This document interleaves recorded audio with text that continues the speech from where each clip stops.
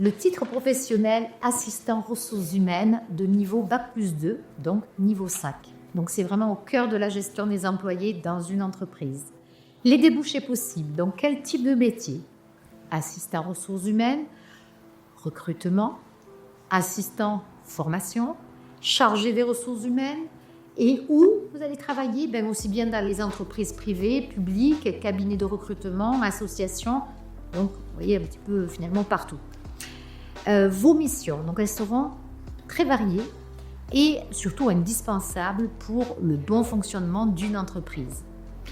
Alors si je parle du recrutement et de l'intégration, ça consiste en rédiger des annonces, sélectionner les CV et organiser l'accueil des nouveaux arrivants dans les grandes lignes. Gestion administrative du personnel, il s'agira de contrôler la conformité de dossiers des employés. Ensuite, pour tout ce qui concerne la formation et le développement, ça consiste à identifier les besoins en formation et surtout d'en assurer le suivi. Outils numériques et juridiques. En effet, vous aurez aussi à maîtriser des logiciels RH et avoir une veille légale.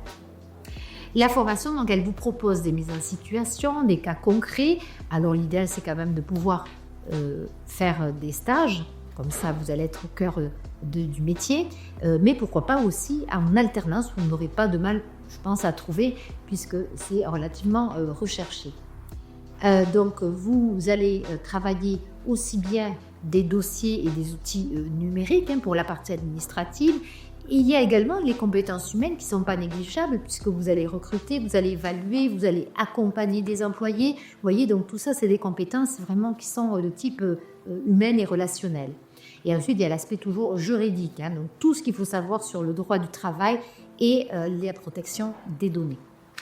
Alors, du coup, sur l'examen final, au bout de 8 mois de formation, vous allez pouvoir passer l'examen avec une partie de mise en situation concrète, une épreuve écrite de 3h30 et puis une partie orale. Alors, si vous voulez en savoir un petit peu plus, à la fois sur les matières, les compétences acquises lors de cette formation de titre professionnel ressources humaines, je vous invite à aller sur notre site internet, matière, hop, vous allez avoir à télécharger ou à consulter directement le référentiel de compétences et d'évaluation. Vous aurez également d'ailleurs le détail de l'évaluation finale, les épreuves donc pour obtenir votre examen. Je serai ravie de vous accompagner dans votre projet. Merci.